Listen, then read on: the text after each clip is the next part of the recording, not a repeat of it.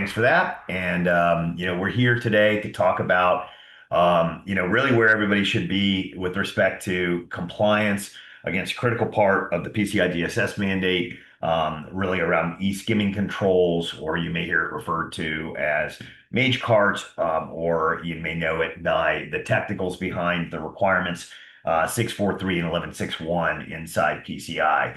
I want to talk a little bit about, what you need to do to get going, what the QSA, if you're doing, a ROC is going to expect to see, what you are going to need to provide if you're doing your own AOC, your own attestation on compliance, to prove that you're compliant with this new requirement, a plan to get moving, and highlight a few things behind the why.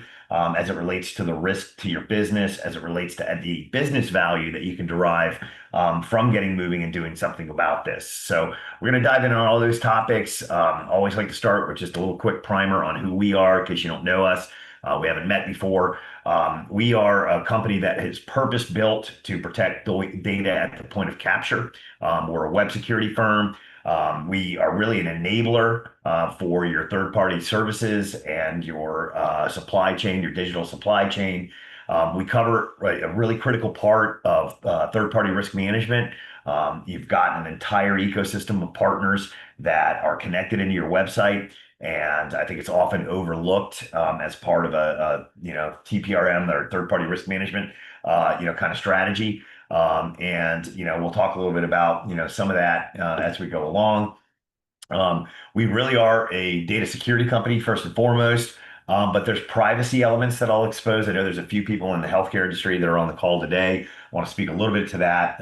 And obviously there's a compliance requirement, and the compliance requirement that you're here today to discuss focuses around PCI.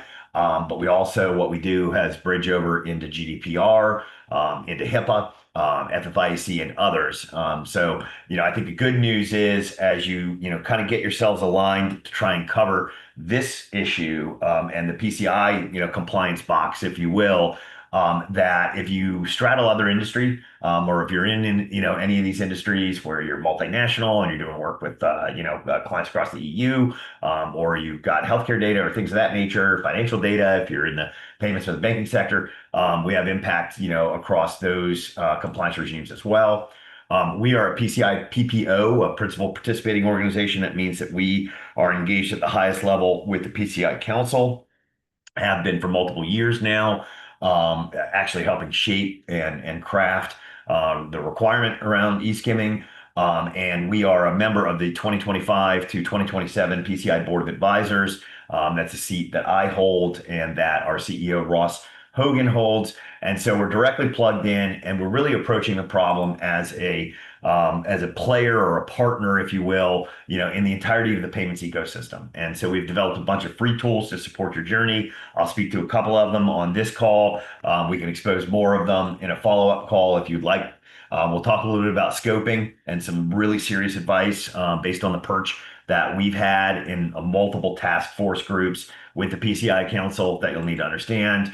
Guidance on build versus procure. I think at this point in your journey, the notion of building a solution, if you are trying to get compliant before your next ROC or AOC, is probably a long gone, opportunity, or the ship has sailed, if you will. We'll talk a little bit about educating your teams and holding Ask Me Anything sessions. You can do that with us free of charge. We just, we'll get in front of you. We'll talk to multiple stakeholders, help you understand the issues. We've got a tool for pre-project website assessment. We talk to hundreds of QSAs every year. We hear directly from them. We run QSA roundtables. We work with multiple QSACs. So we're happy to have a working session with you and your QSA. And then one of the things that we'll talk about today is this rapid action plan, this 30 days, to get this taken off of your list. And, we are, I think, really within this window now, that, if you do not want to fail your assessment, that's the kind of time frame you're going to want to be working on to take this off the table. There's a new focus in eSkimming security. It's been a focus that's been, telegraphed for 2 years. PCI DSS 4.0 came out, and it's really almost 3 years now. And they gave some time for your organization to adopt these new controls. That time was, a couple of years. Ultimately, you're out of compliance right now. If you don't have eSkimming controls in place, April 1st was the deadline. I know a lot of organizations such as yours, have kind of kicked this can down the road a little bit and, have addressed this or are planning to address this, right before this next audit. I think that's you're in the window. You got to take action. I've said that before, but I think it's been a fool's errand and real risk to leave yourself exposed to this. And so, if you need help, driving the message forward, these next few slides I think will really help resonate. We have moved to a situation where Source Defense does work with the major card associations, and we talk to them quite frequently. And we've moved to a situation where, in their view, and these are the guys that have the finger on the pulse, the primary form of fraud encountered in payments today is coming through eSkimming. And it's largely because, of the shifts that we've taken over the years, of what happened with the EMV liability shift. Card not present, has become the playing ground, for the scumbags that conduct fraud and identity theft, because the card present environment has become so hardened, and the work that we've done over the years with PCI has closed gaps. And so this sort of timeline that's occurred over the last few years, handful of years, really, it has been one that should be signaling, a need to focus on this problem. It wasn't until 2022 that PCI really, kind of put that in place, and the card association said enough is enough. But there were multiple years of these attacks happening, 2016, 2018, massive things occurring in terms of high profile breaches. The news was loud and it was resonant around the problem. We saw a little bit of a slowdown in news, and a change in focus, ransomware being a critical problem, really becoming something that most of us were focused on and the industry was focused on. But at the same time, exponential shifts in the way that people conduct transactions, the pandemic shift to e-commerce that has not subsided, the fact that everyone has moved online. It's a primary part of your omnichannel strategy. And it's under attack, and it's under attack daily by adversaries that are increasingly getting sophisticated in terms of what they do. And because we don't have any management, writ large or ubiquitously, of the source of the problem in the industry, it's slow and low, and it happens, unbeknownst. And most of these breaches that are eSkimming related are discovered a year or two after they've, been in place. And so, you're talking about, millions of potential consumer transactions that are impacted, card data stolen, et cetera, et cetera. And it's to the point where, we've heard from 3 or 4 of the different major card associations that, it's 95% of the fraud that they're investigating. 7 out of the 8 cases is one of the numbers that we heard, of fraud is coming from eSkimming and card not present transactions. So it's a major problem. It's been there for a while. It probably hasn't resonated to the surface because it's not something we've been able to detect. And so you got to understand a little bit behind how these attacks work. I think to really drive home, the risk to the organization and get them to move. If you've not moved to this point and you need any further convincing, internally, you need to shake them by the neck and say, look, the way we've constructed our websites, and our e-commerce, environments has left us open, to this problem.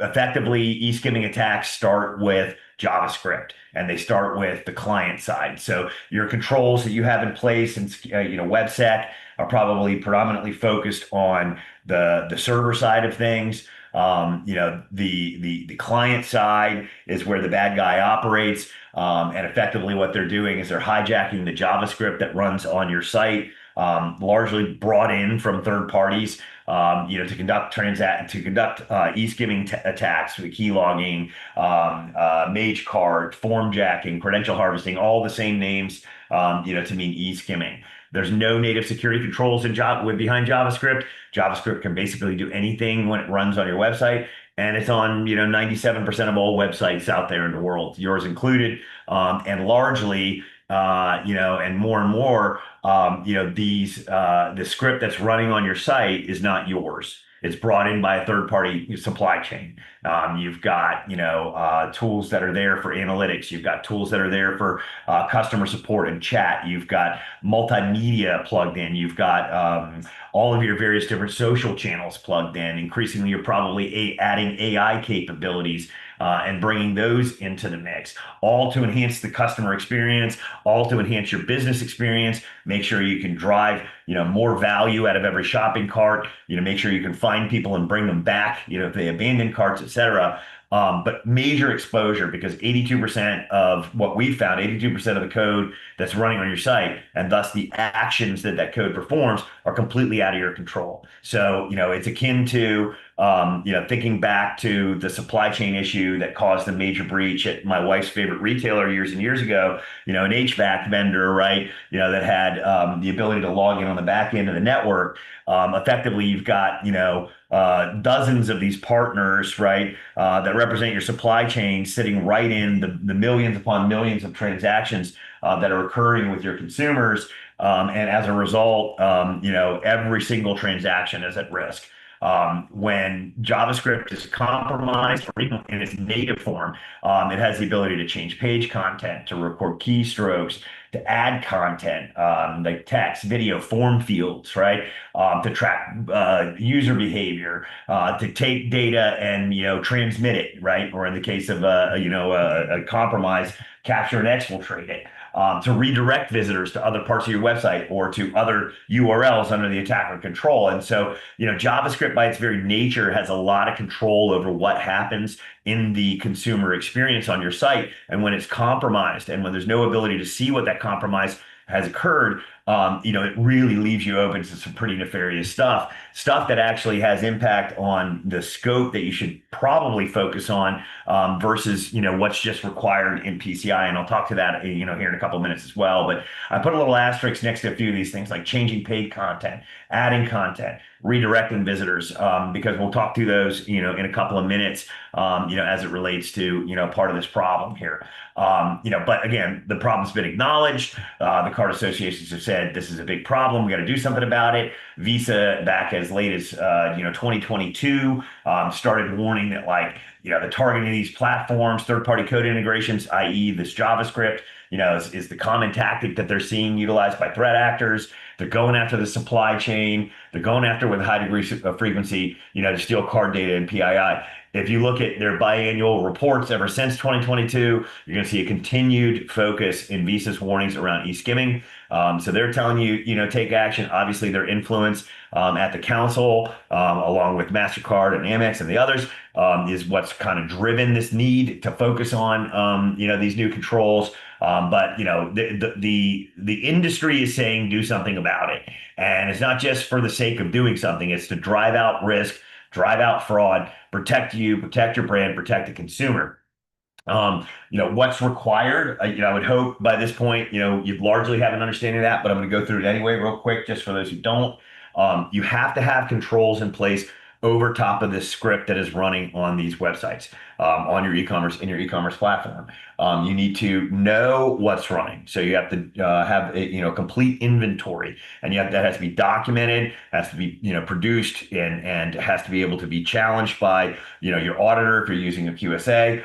You have to have some way of authorizing that the script is to be there. So, there's a new compliance management process, who inside the organization has said this script is critical and must be running on the site. Decision has to be made, must be documented for part of the compliance workflow.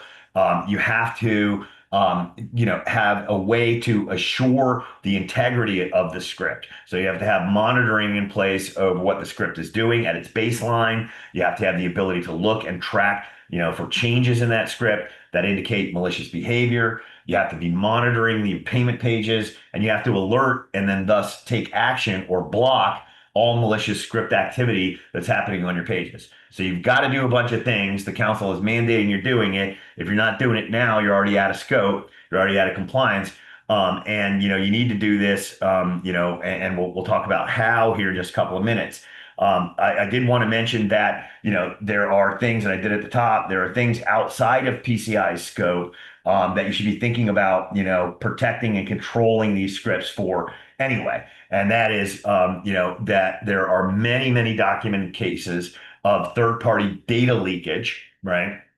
Of very sensitive and compliance controlled data, just running through these integrations as well. I mentioned, much of that activity, that I highlighted with those little asterisks and all that, it's happening natively inside the JavaScript that's running on your site right now. And so, irrespective of whether or not you've been compromised and there's an actual theft campaign underway, a lot of the action and activity that's occurring with these third parties is putting you in other forms of compliance risk, jeopardizing, other forms of compliance protected data. There's been multiple cases where, Wired wrote about, like 2 years ago, thousands upon thousands of sites effectively keylogging before you even hit submit. There's been lawsuits against Google and Meta with respect to them, reaching in and grabbing financial data related to tax returns and tax payments. There's been issues of the similar sort with respect to healthcare. In fact, there was just a documented issue with Blue Cross of California. 4.7 million people were impacted through a misconfigured or misunderstood, deployment of Google Analytics, number one analytics tool used by all websites. Multi-year problem where, because no one was watching or controlling or understanding what was going on with respect to the analytics script, where it was deployed, it was effectively exposing HIPAA protected data from 4.7 million people, from the 21st of April and through the for April 2021 through January 2024. So, you got to think about this holistically, right? There's a risk as it relates to card data. There's a risk as it relates to, PII. There's a risk as it relates to data exposure to these third parties, and you've got to put controls in place, that can help mitigate this risk. HIPAA has actually warned about that for those that are in healthcare or those that, do pharmacy work or things of that nature. The Office of Civil Rights has been warning about this problem since 2022. While there's no specific requirement inside HIPAA, that you can turn to, what they say is regulated entities are not permitted to use tracking technologies in a manner that would result in impermissible disclosures of PHI. And so when you think about the fact that increasingly all of these tools that you're putting in place, conduct some form of, Overwatch or Big Brother-esque type of data harvesting and things of that nature, you really, really need to get this under control if that kind of impacts your business. I wanted to talk a little bit about, business value here again. So you can make the case to your organization, there's a compliance mandate, we're at a scope, make the case to the organization, there's a risk here, and the card brands and the world is taking note. You can make the case that it's stretching in terms of impact, to multiple compliance frameworks. But you also can make a case that doing something about this now, right, is going to help you with abandoned shopping cart rates, with other forms of fraud and chargeback and things of that nature. 70% of shopping carts are abandoned. Why? Well, extra cost too high, delivery was too slow, didn't trust the site with my credit card information, right? And the too long, complicated checkout process. And website errors had errors or crashed. Okay, so that's 19% of respondents on the trust. 19%, I'm sorry, 18% on the checkout process, and then 15% of respondents saying they're abandoning carts because of errors. Well, a large part of what happens in an eSkimming attack, dependent upon how the adversary has put it together, has impact on all of that. On the errors or the crashing, there's a form of attack that is called a double entry attack in the eSkimming, lexicon, that makes it look like there's an error on the site that the card did not process. And when those attacks are in place, it's having an impact on shopping cart abandonment. They may be harvesting the credit card data and stealing it on the back end. Your users or your consumers are seeing this as an error with your site. Not only is their data stolen and the card information stolen, but they're abandoning checkout and they're moving along. There's also issues with respect to, can you validate that you're PCI compliant, obviously, and that makes a big impact, when you're going through checkout and, people don't see, that you have taken compliance, to its fullest extent seriously. They're gonna be reticent, to move forward with you. So there's a, sort of a tangential impact on shopping cart abandonment rates. Okay. You're losing 18 billion globally as an industry, 3 billion lost to security concerns, and I mentioned those other bullets. Protecting your consumers and protecting your brand and reducing fraud. This is data that came from the Recorded Future report from 2024. 269 million cards and 1.9 million stolen bank checks were posted on dark web platforms, the vast majority of which, were card not present, dominating, signaling the growing impact of e-commerce fraud. The volume of Mage Card eSkimmers infections surged, nearly 11,000 unique domains, 3 times increase from 2023, were compromised at any given point in time. There was a massive attack called Cosmic Sting, and I'll talk about that in a little bit. Was contributing to that. There's 32 billion in credit card fraud annually. 48% of consumers say the merchant is responsible for protecting them. Okay. So upwards of 70% would not do business with a merchant again post breach, whether or not they were even compromised in that breach. So half of the consumers expect you to protect them. 70% say if you have a breach, you're not coming back, right? That's the brand impact. E-commerce fraud is up 140%. Okay. Again, everything's gone card not present. 65% of all fraud losses are coming from that card not present. And the cost to you as a merchant, $3.75 for every dollar of fraud charged. So if you can stop this problem at the source, you're going to stop the blood loss on the back end in terms of chargebacks, lost revenue, brand impact, et cetera, et cetera, et cetera. There's many, many different reasons that you should focus on this. It starts with preventing card data from being stolen in the first place. The other thing is, you want to be an enabler and you want to be able to say compliance and security have done something to help the organization drive things forward. And, as I mentioned at the top, 82% of these tools are not inside your control. You're increasingly adding more and more, bolting on more and more capability and functionality. You can do so with peace of mind that when you get the e-commerce team, the marketing team, whoever it might be coming to you and saying, I want to add this new capability, you'll have a control in place that prevents, potential losses, and it turns you into an enabler. So this program actually has a lot of positive benefit, in the long run, right? Okay. So, there's a new gap to fill. We talked a little bit about what the requirements were, with respect to the PCI,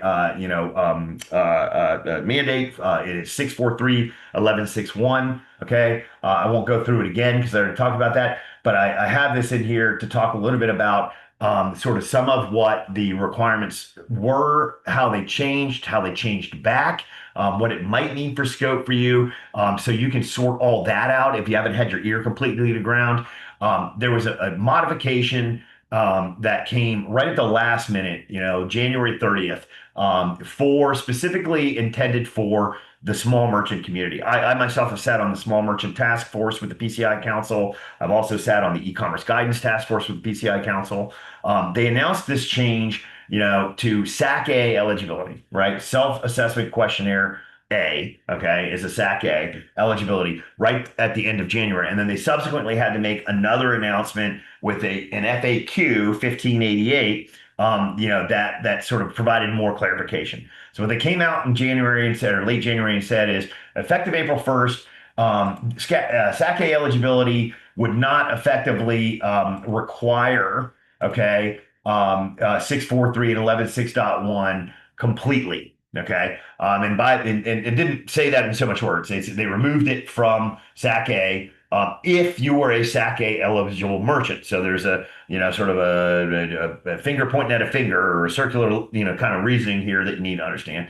And, they effectively didn't say you didn't have to do the controls. They said you didn't have to do everything outlined under 643 and 11.6.1 and it's impacting 12.3.1, which is the targeted risk analysis, that's required under the broader scope. So if you're a SAC-A eligible merchant, right, specific to your e-commerce channel, you don't have to do all of the elements of 643.11.6.1, right? You sort of make it easier. And again, this is intended for the small merchant, not complex merchant environments. But in order to remain, remain SAC-A eligible, okay, they added this other clause. The merchant has confirmed that their site is not susceptible. Oh, sorry. The merchant has confirmed that the site is not susceptible to attacks from scripts that could affect the merchant's e-commerce systems. Okay, so that was a new addition too. So they said we'll let you off the hook a little bit with the specific elements of the requirement if you can attest to and verify that your site's not susceptible to these forms of attack. Well, okay, well, how do you do that, right? You can't do it without some control in place because, as I've just spent the better part of 25 minutes discussing, with no controls in place, you have no visibility to understand whether or not your site is susceptible to these attacks. So then they released FAQ 1588. And so they said, okay, merchant has confirmed that their site is not susceptible to attacks from scripts that could affect the merchant's e-commerce systems. How do you do that? One of two ways, okay? And I got my little drum roll here. Use techniques such as, but not limited to those, detailed in PCI requirements 643 and 11.6.1. Okay, so effectively they're saying in order to stay SAC-A, SAC-A doesn't require 643 and 11.6.1, but to stay SAC-A, you basically either use 11.43 or 6.1, 11.6.1, or go to your TPSP, your third-party service provider, and if they have developed some kind of solution, right, that protects your pages from script attacks, then you're off the hook. Okay. And we've yet to find, we're partnering with many, but we've yet to find any PSP that has natively developed a control that will address that issue. We are working with many, to roll out solutions, some of the biggest in the world, for the level 3, level 4 communities, the mom and pop, merchants in the world. But we've yet to find anybody that's able to check that box for you. So it was a lot of confusion, a long way to get round to. You should just do this stuff in the first place, 643, 11.6.1. They're not that onerous in terms of the controls that are, in comparison to all the other things you have to do for PCI. Yes, it's new. Yes, it maybe wasn't something on your list, but hopefully we've made the case that, it's a necessary control. And we'll talk a little bit about, how easy this stuff is as we get, further into this conversation, maybe in the next 10, 15 minutes, right? But one thing I do want, to make clear is that what we're seeing in the attack space, I think is an indication that the adversary is paying very close attention to what the standard requires, and they're seeing where the sort of ceiling has been set with respect to the standard, and they're modifying their attack techniques accordingly in an attempt to make sure that they can bypass these controls. And so we advocate for a larger, bigger picture view. Part of the standard, kind of minimizes the focus down to the payment page. Some of what is proposed, with respect to what a TPSP might be able to do for you is, protect the iframe that may be embedded in your payment process or on your payment page.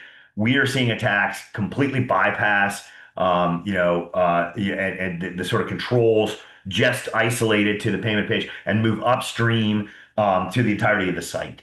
And so, it's our recommendation to you, to the clients that we serve, there's 1,000+ brands that turn to Source Defense, that you think about this as a site-wide protection. The cost is nominal in terms of like the added benefit, to sort of go beyond payment page. And it's because we're seeing things like this. Back in February, we see these, I've got more and more of this published, but this is the one I had the slides built on. An attack that basically mimicked the iframe, making iframe security insignificant. Compromised script, used 2 malicious domains masked as legitimate sources. They were not known blacklisted sites or anything like that. It intercepts legitimate payment form submissions by effectively creating fake iframe or payment legitimate payment elements. So effectively, they hijacked the process 3 steps before the payment page, made the consumer think they were going to an actual legitimate payment page by completely mimicking and providing a visual replica of what a legitimate page would look like. And they even used an API call to validate the data before they exfiltrated it to make sure they were getting good and valid card data. So they're using the original Stripe payment page elements and the API to Stripe to check the card, before they stole it. And so this is the type of attack that we see more and more and more. It's the type of things that, the adversary is doing. Maintaining the original purchase flow to avoid detection. I mentioned when I was talking about, double entry a few minutes back, that one of the things that, sometimes happens to those attacks is it makes the consumer think that they have had that error or that, something has gone wrong to prompt them to re-enter their data. And, that alerts the user. And, in a lot of cases, it breaks the theft flow. In these cases now, increasingly, we're seeing them find new ways to avoid detection and maintain the flow. One other thing I did want to point out, in terms of a case example on why, you shouldn't just look at payment pages and also why you should not be looking for just some type of whitelisting, solution for control, is the polyfill.io stuff that happened, about a year ago. This was a widely used open source service that was built to help websites, I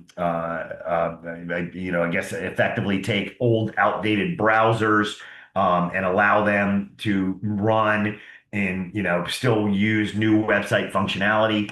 The domain of a CDN that was used to provide access and where many people's software called back to was purchased by a threat actor out of China.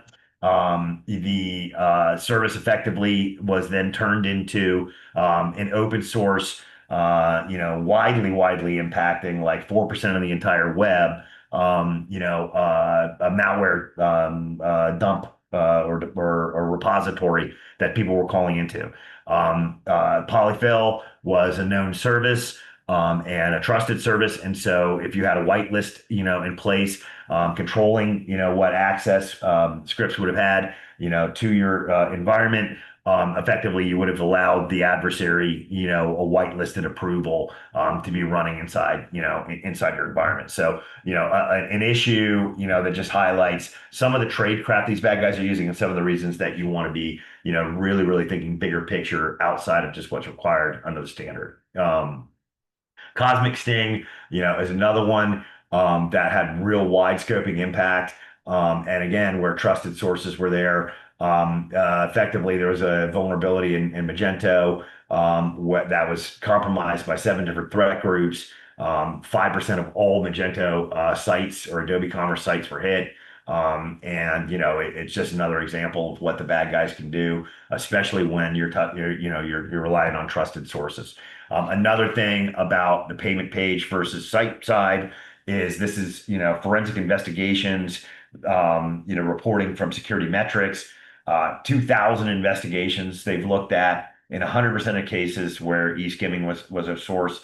The attack was not because of malicious script on a third-party hosted payment page. It was because of malicious script that was upstream. So in other words, they weren't attacking the iframe. They weren't attacking, a redirect. They were attacking, site-wide and injecting, their malware, to conduct these attacks. So anyway, wanted to talk about that. I'm going to skip over maybe a little bit on this. I do want you to just know, though, that one thing you need to be cognizant of, again, is what the bad guys are doing in response to our shift in focus and the controls we're implementing. We're seeing a lot more AI-driven use and malware creation. It's really, creating an exponential jump in their capabilities. It's sort of knocking down the whole notion of patch management as a control against, vulnerabilities. They're getting real-time exploitation. And so you need real-time behavioral type detection capabilities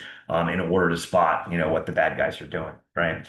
So I'll just skip through all that stuff real quick because running a little bit back behind. On the scoping end of things, I think I've already started addressing, the requirement and needing to go bigger. So I'll leave that there. I do want to just talk a little bit about, sort of some of the leading thinking on the subject. That's not just, hey, this is a vendor trying to tell me to buy bigger. Coalfire did a white paper on this. They really speak to the fact that, we should be thinking about the entire payment flow and the protection of the payment flow, not just a page. Flows can be complex, multi-pages, multi-part workflows, where the user thinks the point starts is where you need to be thinking about, all of your protections. And so, if I'm the consumer and go to cart, is the process in which I'm going to start getting my card out of my pocket, right? Then you need to be making sure there's protections, from that point onward. Well, the only way to protect that is, upward, because the compromised JavaScript can put a checkout button anywhere it wants on your website. Okay. And so that's, you can get more reading on that. Scott, who is my associate on this call, he'll send you a link in the chat right now on the Coalfire white paper.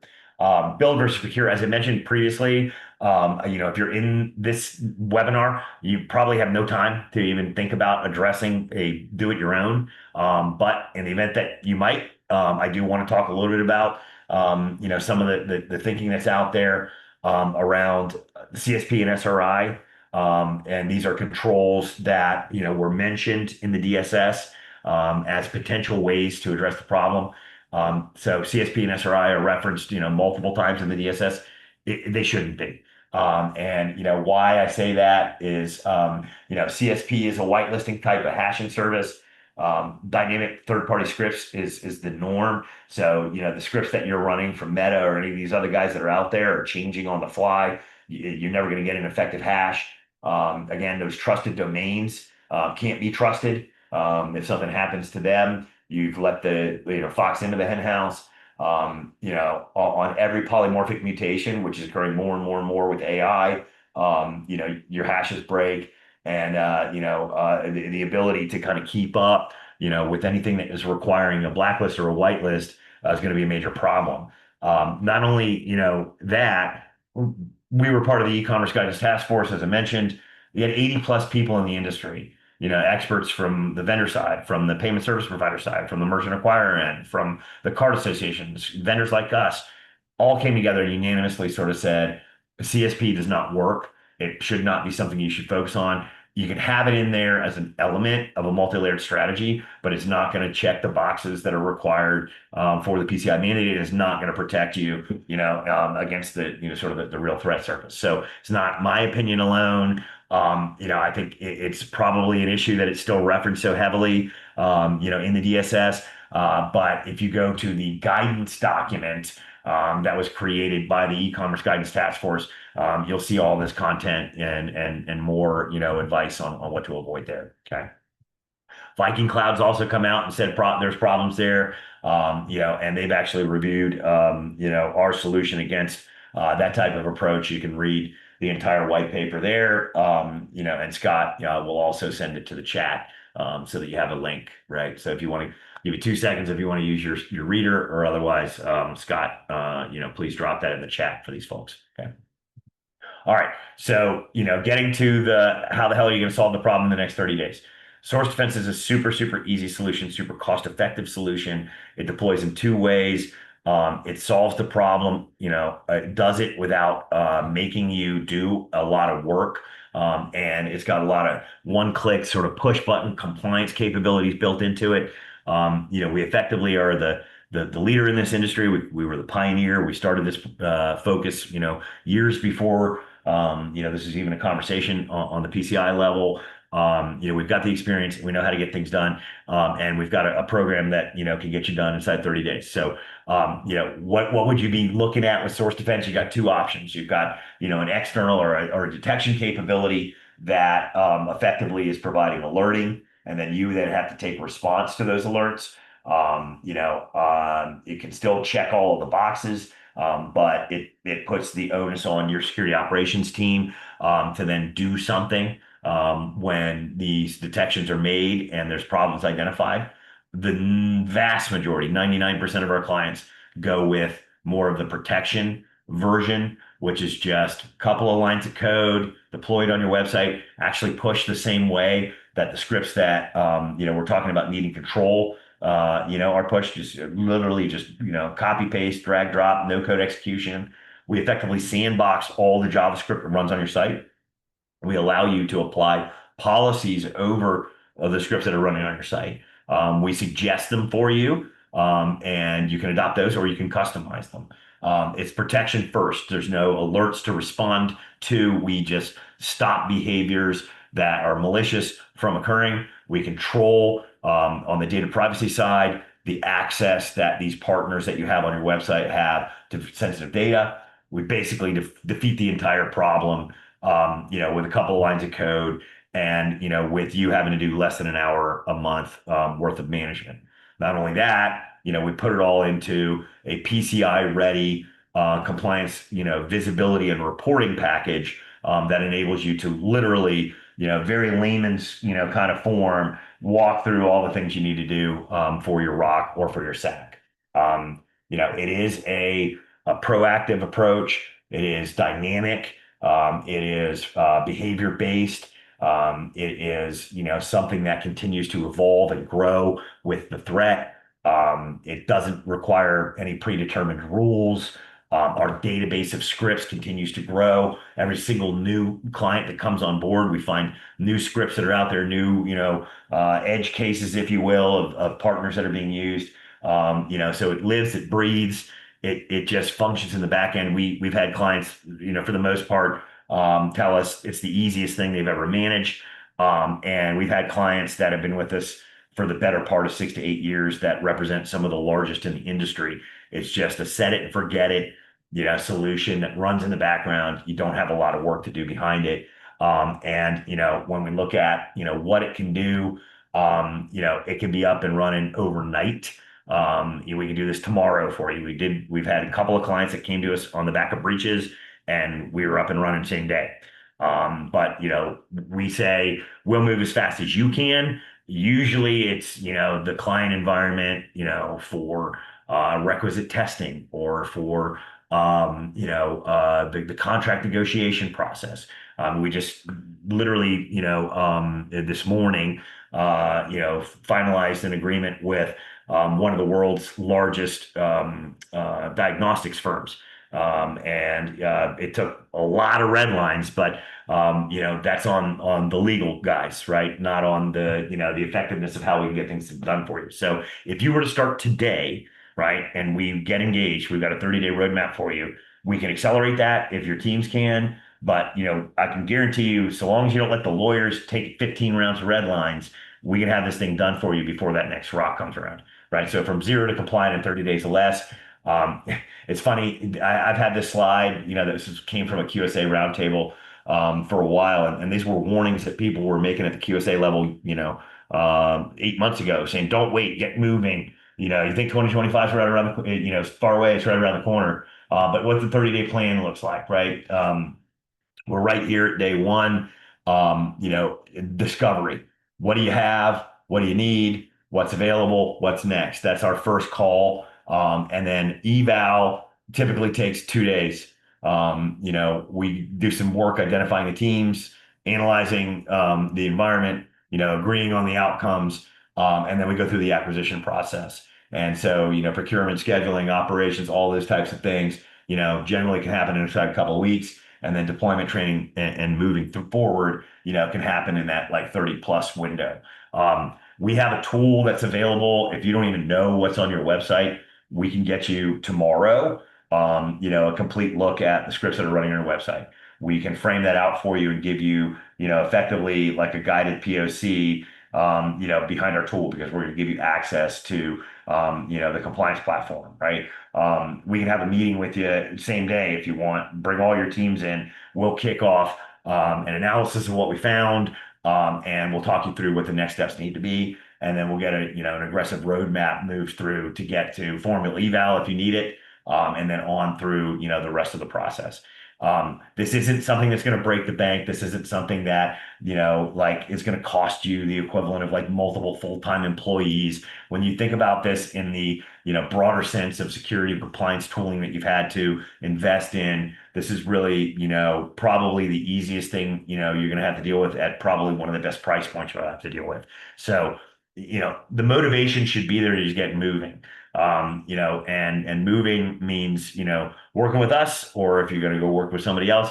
I don't really, have much, other to say than just do something, because this risk is out there, and sitting there, with non-compliant, and unsecure world, is not good for anybody, right? I'll give you just a little quick peek at sort of like what the tool looks like. This is what we would call our pre-project website assessment. Again, we can give that to you by tomorrow. But we are going to show you what the GUI is. We've broken it down, and you've got these requirements for inventory, and then you've got this requirement to not just know what the scripts are that you do business with, but like what they might be calling on. And so we expose this tree of scripts, and so you're working with Meta, but they call in 4 or 5 other third parties to the table. We'll show you all of that. We've got a really quick and easy way, to justify those scripts and to manage that justification. In some cases, we see dozens of these partners on e-commerce sites. We'll guide you through that process. We're even using AI to help automate, the description of, and to assist in the justification, of those elements, that you need to manage. We're going to immediately start scanning your web headers for you and show you, the results, right? We're going to, identify any of the concerns that you might have that might be indicating, malicious activity. But in the protect version, those alerts will still be captured, yet the activity itself will be stopped. We're going to go ahead and, basically block, if you use the protect version, inherently. And so, I mean, just jump in with us on that front, and we can get you moving, and show you, what you don't know, give you a guided pathway and plan. We can talk pricing. We can talk through all those types of things. We're ready to have calls with you on this. And again, even if you're not going to move in that direction with us and you just want advice, and you want some guidance and you need somebody to help educate, just drop me a line. I'm at steve@sourcedefense.com. I've been working for the better part of multiple years now, trying to educate and trying to answer questions. And, as I mentioned, I'm on the PCI Board of Advisors, and I've been on the EGTF, and I've been on the Small Merchant Task Force. I've got a lot of insights that I can share with you, just around the subject. And I'm happy to do that just as a colleague. I've been in cybersecurity for the last 18 years. It's a game that we all need to play together to try and, protect us all. So if you've got questions, I'm happy to answer them, even if it doesn't mean doing business with us. So you feel free to drop me a line, steve@sourcedefense.com. We're here to help. I'm here to help. And so, don't be shy. So I have ended a few minutes early. I'm going to check and see if there's any questions going on here. Please feel free. If there are, I'll happily answer them. Again, you can send something in the chat or the question window. And hang on, I gotta find my little dashboard here. I see Scott has dropped in the links I asked in the chat window. Thank you for that, Scott. And I don't know if there's any questions I need to answer. Let me try to find that. Q&A. We had no open questions at this time. Anybody going once, going twice, happy to answer anything you might have. Okay. All right. Well, thank you for taking the time out today. We appreciate it. As I mentioned, we'll follow up with a recording. We'll follow up to see if there's any ways that we can help. And as I mentioned, don't be shy. If you've got any questions, I can answer. Steve@sourcedefense.com. Drop me a note, and I'm happy to connect with you. Otherwise, get moving, get this thing out of the way, get your organizations protected. And we appreciate the hard work that you do. And I'll see you guys at the checkout, because chances are I spend a lot of money at each one of your companies. So you'll see me somewhere in the data flow.